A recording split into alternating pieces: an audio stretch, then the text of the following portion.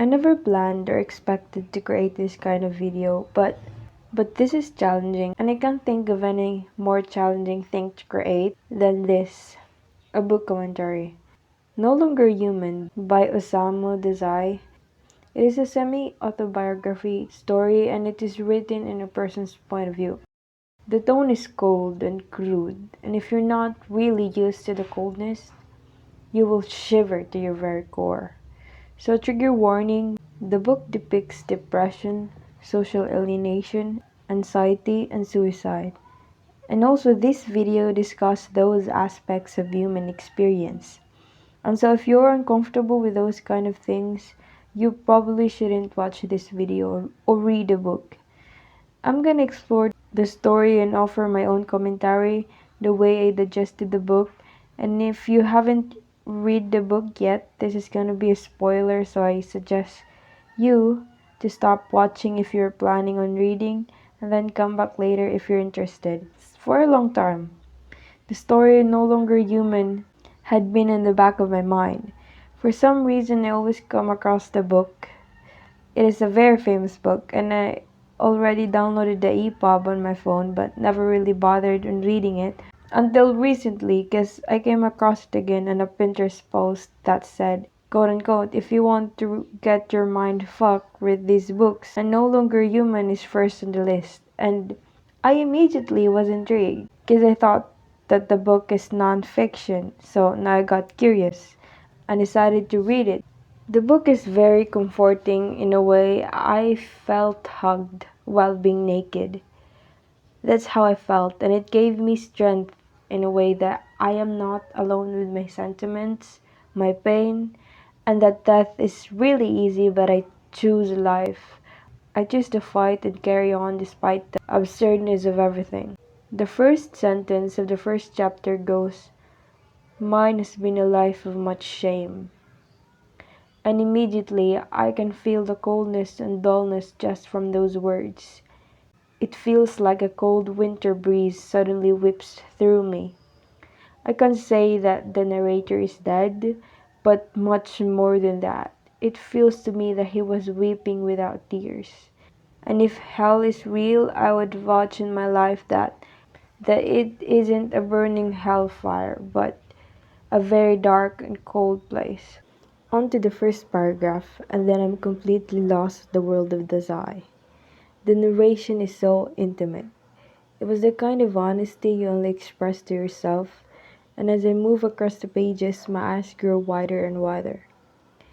It was like I was reading my own thoughts from an unknown author. I felt exposed, and the thought that came to me was, this is me. The title No Longer Human pertains to the protagonist's feelings of social alienation, like he isn't part of the animal species, and is like lost in a strange world of aliens. From a very early age, he felt so apart, and that feeling stuck with him to the very end. He had a typical upper class upbringing. His parents weren't present, and he had an agreeable and open temperament. So, due to the nature of his personality and, of course, the disagreeable temperament of his father, it made him sink back to his shell more and more, and he started to develop a fear of upsetting anyone, which I could relate. That is also the main reason why he never got to develop a close relationship with his family, because he was so afraid of upsetting them that he created a whole another character out of himself just to please them and make them laugh. And so his real self, what he likes, etc., he keep it hidden. And I did that. And I really wanted to squeeze Yuzo and tell him, this is stupid. Please, for you, love yourself enough and just start speaking your truth. It's either you lose them or you lose you. I can't stress this enough. I was like him. I was also a clown. Yuzo developed this clown character, and this character is fictional. No real foundation of truth in it. It is all lies. And he used humor to hide his true self and to please people. I did that. I literally built a character based on lie. Like I would lie about what I like, what I feel. I would constantly lie when I was still a child because I genuinely like people to smile. So they took me for a fool, which I was. And I was a coward, and deep inside me, I was starting to get bent and warped into an incomprehensible monster without me even realizing it. And that happened to Yuzo, but thankfully I had access to information now with the internet. If I lived in an era where information is scarce, I swear I would have killed myself long before I even know what was I was suffering for. And I can deeply understand how and why Yuzo's life turned out to be a spiral downhill. He lacked information. He lacked proper guidance from his parents and from the culture he grew up in. He was a fucking mess, and lonely and bent and warped out of shape. The case of me and Uzo was people pleasing at the extremes, and cowardice, hiding behind humor. Improper parental upbringing. I'm not blaming my parents, nor I harbor ill feelings towards them. I totally understand their ignorance. They're just like me. They were also warped into ugly shapes by their parents and culture's ignorance.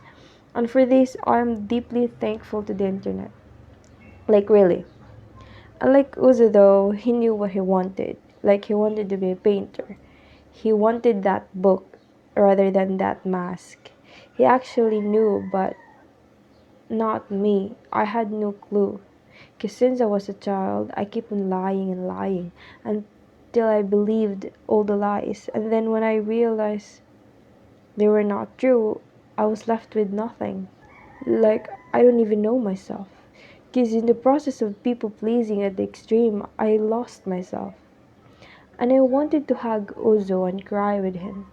There's a line in the book that made me want to weep and laugh at the same time. Quote unquote, this revelation of human dullness steered dark depression on me. This exact line. Uzo was a child of wonder. He sees the world with vibrant colors and is amazed by everything. He was amazed by the trains, but then as he grew old, he realized that there's nothing really wonderful about the trains, that just serve a practical purpose. And I can imagine him seeing the world as black and white, so bland, devoid of wonders, and I was like that too. That realization manifested in me like a heavy weight tugging at my chest. And my ignorant self thought that I was just immature and I can't really accept the dullness of reality, but I am not. This phenomenon is real, and it's not due to immaturity, but ignorance of our own self and the real beauty and wonder of the world. Because the culture in general painted a very dull picture of the world. In the way it orders things, it painted a very dull picture. There's another line in the book that says, human beings work to earn their bread, for if they don't eat, they die. It's like we work to eat, and that's life. And apparently, this revelation created by the culture is fucking suicide. Worse than suicide. The values of our modern culture literally reduces human beings into mere machines that work and pay us enough just to sustain the needs of the human body and then go back to work. Maybe a little entertainment here and there, but overall it is empty, devoid of life and meaning. Rosa said that he never felt being hungry, and it immediately reminded me of a line from Charles Bukowski about force-feeding ourselves. How in the hell could a man enjoy being awakened at 6:30 a.m. by an alarm clock, leap out of bed, dress, force-feed, piss, brush teeth, and fight traffic to get to a place where essentially you made lots of money for somebody else and were asked to be grateful for the opportunity to do so? Now, this quote doesn't apply to everyone. I mean, if you've been at the rock bottom where you're homeless and you have nothing to eat, you have nowhere to go, and then you have an opportunity to work in a job like this, is maybe mundane, but compared to being homeless, it is a really great opportunity. But I think Charles Bukowski talks about here in the lens of an artist. I've watched his interviews about he rather murder himself than live a quote unquote normal life. And so the book literally felt like home. I was understood by a fictional character without saying any word. Uzo, being a people pleaser and a coward, never spoke about his desire to be an artist to his father. His father wanted him to be a civil servant, and so he does what he was told to do, contrary to his wishes. And he kept on wondering what would have happened if Yuzo told his father about his real wishes. If Yuzo spoke the truth, the story would have turned out to be completely different. But Yuzo is a flawed human being like all of us. Yuzo is smart. He was at the top of his classes and he aced his exams without even attending classes. Yuzo, being smart, reminds me of a Schopenhauer quote. The more distinctly a man knows, the more intelligent he is, the more pain he has. The man who is gifted with genius suffers most of all. And also the Ecclesiastes quote from the Bible, for an abundance of wisdom is an abundance of frustration, and he who increases in knowledge also increases in sorrow. Because knowing ugly truth is like carrying a rock. The uglier it is, the heavier and bigger the rock is, and is constantly weighing you down. As you're filled with heightened awareness of the arbitrariness of life, the vanity of everything, but still continue to struggle for nothing but your own arbitrary meaning. It's really hard. He eventually dropped out of college when his father found out he was not attending any classes and his allowance was cut off. He met a woman that is also beaten down by the arbitrariness of life, and so they attempted a lover suicide, which his lover died, but he shamefully survived and was immediately disowned after that. And this, he just took a path of a slow and agonizing death. So a woman took him in, he met another woman, and he became a comic artist, and he was miserable up to the point he still lies and lies, and he drank himself to death every day, even though he was making good money with the comics. And he came to a point when he felt terrible, he ran away. And same thing, he was down into the depths of hell with his alcoholism. He was an addict and he married a very naive girl, but then remarked that it was a foolish decision. He was still alcoholic, miserable, and suffering immensely. And he witnessed his wife having an affair with their neighbor. And then he met a pharmacist who recommended a morphine instead of alcohol. And then he jumped to another drug and he had an affair with the pharmacist and attempted another suicide and failed. His brother decided to send him to an asylum, which he cryingly obliged. And then after the asylum, he was taken into custody by his brother and hired a caretaker for him. And at the end, he coldly described his appearance. This year I am 27. My hair has become much grayer. Most people would take me for over 40. And shortly after publishing the book, the author, Osamu Dazai, committed double suicide by drowning with his lover. And knowing that, I can't help but wonder that the character Oba Yuzo, which is the main character of the book, is actually Dazai. And it was confirmed by an article I saw on the internet. Quote unquote, Dazai's original No Longer Human was a semi-autobiographical story based on the author's deep sense of depression and alienation. Many consider it to be a suicide note. Dazai and his lover, Tomi Yamazaki, drowned themselves shortly after its publication. And my hunch was confirmed. The book was his last attempt to make sense of it all and to express his real self. And it reminded me of a quote from Nietzsche. No artist tolerates reality, and it is really a curse. It cannot be denied that Dazai is a literary genius, but he cannot tolerate the dullness of human life. He is burdened with alienation and deep loath for how the way things work, quote unquote, the culture. Most people found the book disturbing, but I didn't. And I actually found the book comforting, to say the least, as if someone caressed my soul. It is tragic, really. It reminds me of the Buddhist maxim, life is suffering.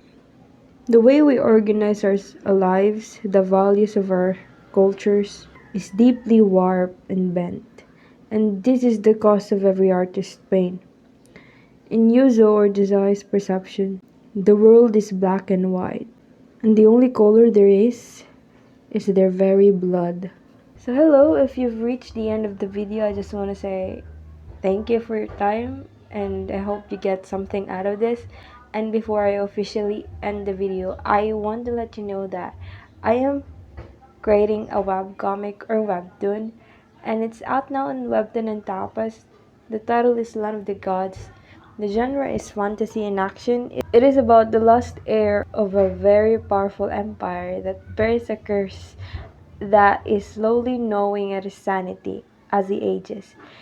He struggles to find meaning through the suffering. The ruling class can manipulate matter, and there are the common folks who cannot. There are a lot of problems, struggles with the nobles, and a lot of magic, curses, and stuff. So if you're interested, the link is in the comment section. And the Ox manga, I am planning to polish the story in the Ox manga, and because the art is not really that good at the first chapters, but I've improved now technically in my drawing skills, so I'm planning to redraw my first chapters until I'm satisfied. So I'm updating the polished version of the art at Ox Manga. But if you want to catch up to the story, I already posted it on Webtoon or Tapas. If you like this kind of content, you can subscribe and hit the notifications bell so you won't miss an update.